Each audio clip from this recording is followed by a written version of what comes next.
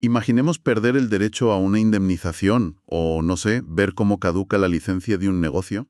Ujú. Y no porque un juez haya dictaminado en contra, ni porque falte razón en el asunto, ¿eh? Claro, por una cuestión de forma. Exacto. Imaginemos perder todo eso simplemente por un malentendido sobre si un plazo de un mes termina el día 15 o salta al siguiente día hábil. Vaya tela. Y pasa más a menudo de lo que parece. Pasa muchísimo. Hoy abrimos este análisis a fondo para evitar precisamente eso. Vamos a descifrar el manual de instrucciones que rige la relación entre los ciudadanos y el Estado, que es la Ley 39/2015 del Procedimiento Administrativo Común. Un texto denso, desde luego. Densísimo. Para lograrlo, tenemos sobre la mesa un compendio de fuentes bastante intenso. Tenemos artículos de análisis jurídico profundo, temarios hiperdetallados de oposiciones y, bueno, el propio texto de la ley. Que no es lectura ligera, precisamente. Para nada. Y el objetivo hoy no es repasar la teoría básica, sino traducir la fricción de esa maquinaria a herramientas tácticas prácticas. Vale, vamos a desgranar esto, porque a primera vista la burocracia estatal parece diseñada con un lenguaje deliberadamente opaco. Totalmente. O sea, como si la complejidad fuera una barrera de entrada intencionada, ¿no? A ver, esa percepción de opacidad es muy común. Y bueno, hasta cierto punto es natural cuando alguien se enfrenta a la maquinaria del Estado. Pero lo fascinante aquí es que la Ley 39/2015, lejos de ser un muro para mantener alejado al ciudadano, es en realidad un escudo. Un escudo. Sí, el escudo protector de las garantías individuales frente al inmenso poder público. Fíjate que no establece reglas para complicar el proceso por capricho. Ya. Lo hace para evitar la arbitrariedad. Obliga a la administración a moverse por unos raíles procedimentales muy, muy estrictos. Para que el ejercicio del poder sea predecible, digamos. Exacto. Predecible y, sobre todo, fiscalizable. Claro, el problema surge cuando esos raíles operan bajo unas leyes de la física que parece que no aplican en el mundo real. Y con esto entramos en la primera dimensión de nuestro análisis, las reglas de entrada y este peculiar espacio-tiempo administrativo. El famoso cómputo de plazos. Madre mía, sí.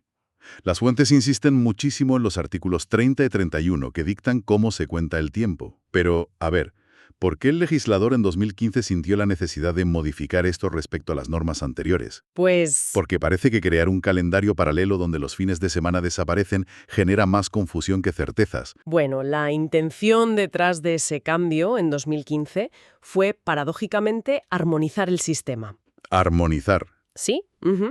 Hasta ese momento existía una discrepancia enorme entre cómo contaba los días la administración y cómo lo hacían los tribunales de justicia. Ah, claro, iba cada uno por su lado. Exactamente. La Ley 39/2015 decidió excluir los sábados del cómputo de días hábiles precisamente para unificar el criterio con el ámbito judicial. Vale, o sea, cuando el plazo es por días, los fines de semana y festivos se esfuman. Se esfuman, sí. Ahora bien, el sistema sigue teniendo sus trampas, ojo con esto. Cuando un plazo se fija en meses o años, no se cuentan los días hábiles. Ya, y se computa de fecha a fecha, ¿verdad? Eso es, si una notificación se recibe el 15 de marzo, el plazo expira el 15 de abril. Sin importar cuántos fines de semana haya por medio. Tal cual. La fricción llega cuando ese 15 de abril, por ejemplo, cae en festivo. Claro, ¿qué pasa ahí? ¿Te quedas sin ese día? No. La ley estipula que el plazo se prorroga al primer día hábil siguiente. Así se garantiza que el calendario nunca reduzca el tiempo de respuesta efectivo. Entendido. O sea, es una armonización que exige tener un ojo siempre puesto en el calendario oficial de festivos. Indispensable, sí. Pero bueno, dejando a un lado el tiempo, hay otro aspecto fundamental en estas reglas de entrada, que es la identificación. El artículo 11.2. Ese mismo. Los análisis y los temarios lo desmenuzan como un punto de inflexión. Porque, a ver, históricamente, cualquier interacción con la administración requería una firma formal. Sí, para casi cualquier trámite, por pequeño que fuera. Y ahora la ley separa tajantemente lo que es identificarse de lo que es firmar. Exacto. Exige la firma solo para 5 supuestos muy concretos. Exacto. Mi pregunta es, si la administración permite realizar trámites sin firma, ¿no abre eso una brecha de seguridad gigantesca? O sea, ¿por qué relajar un requisito que garantizaba la autenticidad? Pues mira, la distinción entre identificación y firma responde a una cuestión puramente de proporcionalidad y agilidad. Ya. Jurídicamente hablando, la firma electrónica implica una manifestación de voluntad y de consentimiento. Tiene más peso. Mucho más. Exigir ese nivel de vinculación solo para consultar cómo va un expediente o para aportar un documento simple ralentizaba la maquinaria hasta el colapso. Claro, matar moscas a cañonazos. Exacto. Por eso el artículo 11.2 reserva la obligación de firmar exclusivamente para actos que alteran la realidad jurídica. Formular solicitudes, presentar declaraciones responsables, interponer recursos, desistir de acciones y renunciar a derechos. Solo para eso. Solo para eso. Para el resto, basta con acreditar quién está al otro lado de la pantalla. Es una forma de blindar lo importante y agilizar lo rutinario. Ujú. O sea, prueba de voluntad solo cuando hay derechos en juego. Tiene bastante sentido, la verdad. Ahora bien, hasta ahora hemos visto cómo el ciudadano llama a la puerta de la administración. Ujú. Pero la dinámica se vuelve telita de compleja, cuando la administración es quien intenta contactar y no encuentra a nadie.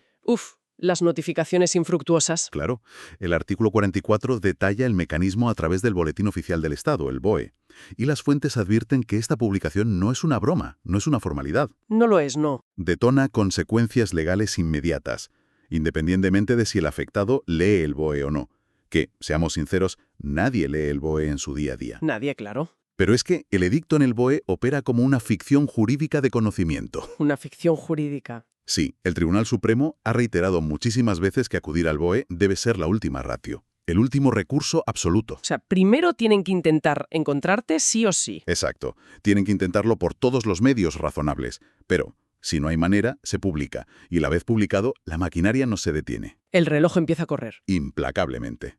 El sistema asume que la notificación se ha producido para evitar que un procedimiento se quede paralizado indefinidamente solo porque alguien no aparece. Lo cual nos sirve de puente perfecto hacia el reverso tenebroso de esta situación. A ver, ¿qué ocurre cuando es el ciudadano quien cumple escrupulosamente con los plazos, presenta los papeles y es el Estado el que simplemente desaparece?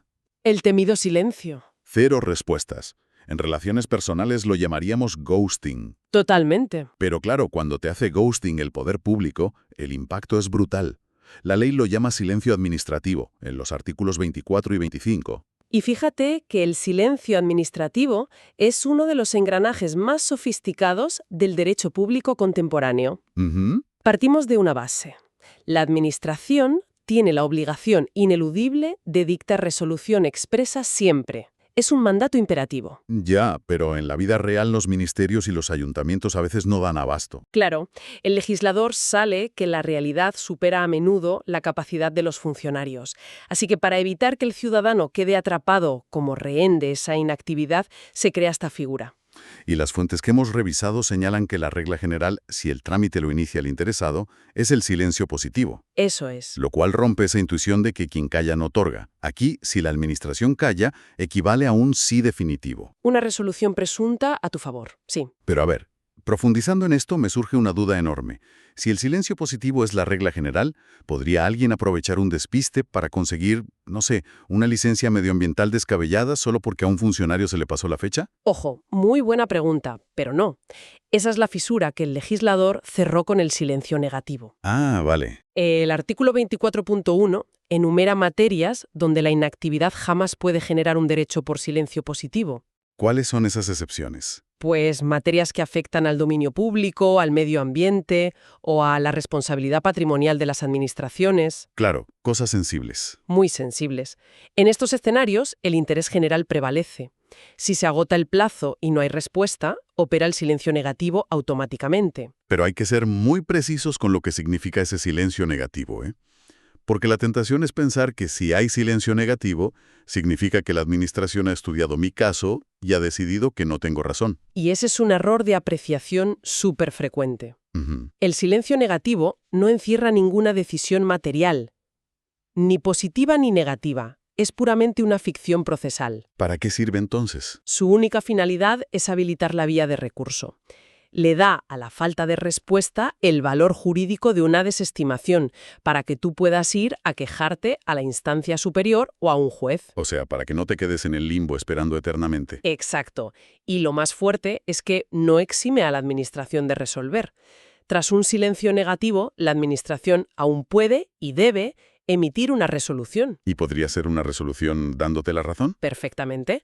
Puede ser una resolución tardía y estimatoria, concediéndote lo que pediste. ¡Qué locura! Es decir, el silencio negativo desbloquea el camino procesal, pero no cierra el caso. Eso es una vía de escape procesal. Vale. Cambiemos de escenario. Asumamos que la resolución sí que llega. El Estado responde formalmente, pero al leer el papel es evidente que tiene errores procedimentales graves. Un clásico. El instinto nos dice que cualquier error de forma invalida todo el proceso. Pero aquí la ley, en los artículos 47 y 48, traza una línea clarísima entre dos conceptos clave. Ujú. La nulidad de pleno derecho y la anulabilidad. Si usamos una analogía arquitectónica, porque me parece la forma más clara de verlo, A ver, cuéntame. la nulidad de pleno derecho sería como construir una casa sin cimientos. Vale. Es un error tan garrafal que hay que derribarla entera porque nunca debió existir. Todo está viciado. Sí. Por el contrario, la anulabilidad sería una casa con una ventana rota. O sea, es un fallo, sí, pero se puede arreglar o convalidar sin tener que tirar el edificio entero. Me parece un ejemplo buenísimo. La distinción entre ambas es el pilar de la estabilidad del sistema.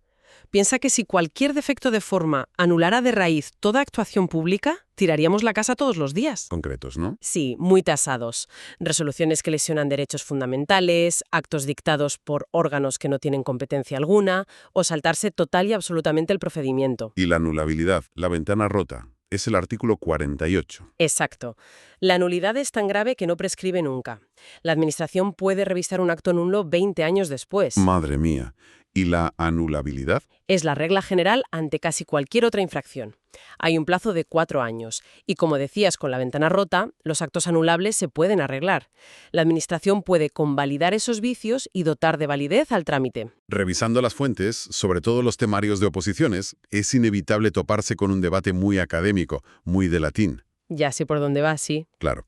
Lo de clasificar la nulidad como ex tunc, Exacto. es decir, con efectos retroactivos, como si el acto jamás hubiera existido. Y la anulabilidad como ex nunc, con efectos solo hacia el futuro. Sí, es la típica pregunta de examen. Pero los análisis más profundos apuntan a que esto es casi un truco para estudiantes, más que una realidad inamovible, ¿no?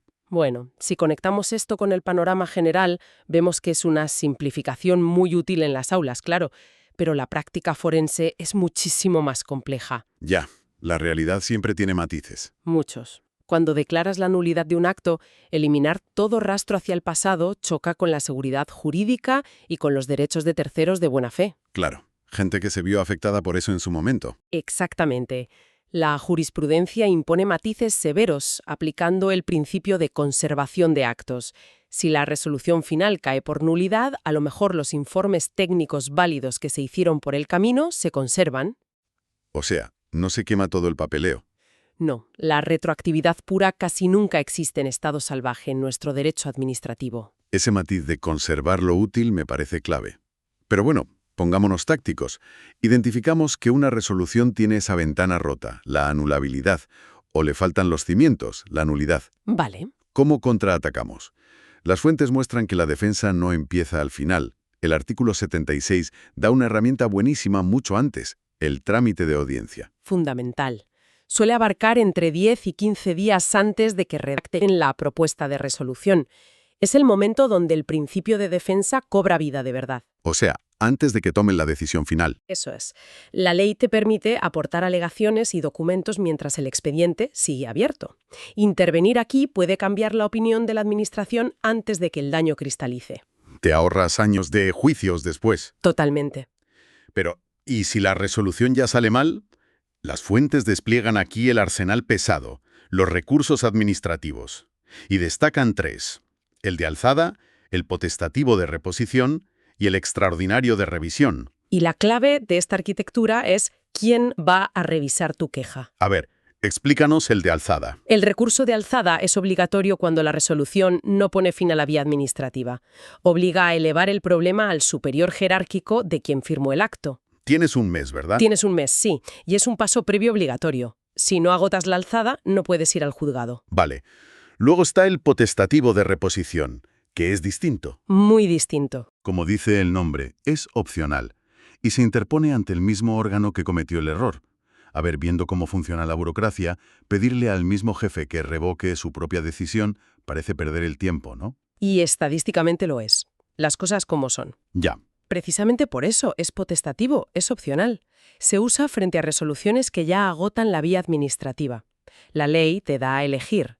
O le das una última oportunidad de corregirse internamente mediante la reposición. O vas directo al juzgado. Exacto, a la jurisdicción contencioso-administrativa, que ahí ya lo mira un juez imparcial. Y finalmente, queda el recurso extraordinario de revisión. La palabra clave es extraordinario, Muy importante eso. porque se aplica contra actos firmes, resoluciones intocables, porque ya pasaron todos los plazos. ¿Qué tiene que pasar para reabrir un caso ya cerrado y firme? Pues circunstancias de una gravedad extrema, que rompan la base sobre la que se dictó la resolución. Por ejemplo, La ley marca motivos cerradísimos, que aparezcan documentos esenciales que estuvieron ocultos por fuerza mayor, o que se descubra que la resolución se basó en documentos falsos, pero declarados falsos por una sentencia firme. o sea, un caso de película. Literalmente. Es un mecanismo residual para reparar injusticias palmarias por errores fácticos, innegables. Entonces, ¿qué significa todo esto? Porque ponemos las piezas sobre la mesa y vemos plazos que se saltan, fines de semana, firmas selectivas, notificaciones forzosas en el BOE, silencios que son ficciones y toda esta cascada de recursos. Sí, es un laberinto. Alguien ajeno a esto podría plantear una objeción muy razonable. ¿No está la Ley 39/2015 diseñada a propósito para agotar al ciudadano hasta que se rinda? Pues fíjate, esa es una crítica muy recurrente desde la sociología del derecho. La fricción procedimental es innegable. Ujú. Pero cuando analizas el propósito de cada engranaje, la conclusión es justo la opuesta. ¿Así? Sí, todo este laberinto de plazos y requerimientos actúa como un sistema de contrapesos. Si simplificamos el sistema, quitando la alzada o relajando las notificaciones, le daríamos al Estado un poder casi absoluto e inmediato sobre nuestros derechos. Claro, sin filtros. La pesadez del procedimiento es el coste operativo para garantizar tu seguridad jurídica. Es un camino muy reglado para asegurar que prevalezca la legalidad y no el capricho de turno. O sea, una defensa contundente de la burocracia, la complejidad como red de seguridad y no como castigo. Exactamente. Este recorrido nos deja herramientas vitales, la verdad.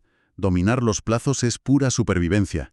Y entender el silencio administrativo quita el pánico ante la falta de respuesta estatal. Porque sabes qué significa cada silencio. Claro, el positivo te da derechos y el negativo te permite contraatacar. Además, hemos visto la diferencia brutal entre la anulabilidad, esa ventana rota, y la nulidad de pleno derecho, la falta de cimientos. Y sabemos a qué puerta llamar con los recursos. Todo este conocimiento transforma al ciudadano de sujeto pasivo a operador empoderado, fiscalizando al Estado. Ese es el valor de conocer el marco normativo. Neutraliza la asimetría de poder entre el Estado y el individuo. Sin duda. Pero antes de terminar, hay algo transversal en todas las fuentes que abre un debate sobre el futuro inmediato. A ver. La Ley 39/2015 impone la transición hacia una administración 100% electrónica. Sí, la digitalización total. Todos son sedes electrónicas, interoperabilidad, certificados cualificados. La relación con el Estado pasa inexorablemente por una pantalla. Sí, sí. Y dejamos esta reflexión final para quienes nos escuchan, basada en los textos. A medida que todo se digitaliza por ley, ¿no corremos el riesgo de crear una burocracia algorítmica? Interesante. Si tus garantías legales, tu capacidad de presentar un recurso o recibir una notificación dependen de tu alfabetización digital, surge una frontera peligrosa. Frente a esa brecha digital están las garantías reservadas solo para los tecnológicamente privilegiados, porque si la puerta está abierta, pero la cerradura es un encriptado digital que no sabes usar, el muro sigue ahí. Desde luego. Algo para reflexionar profundamente. Muchas gracias por acompañarnos y hasta el próximo análisis a fondo.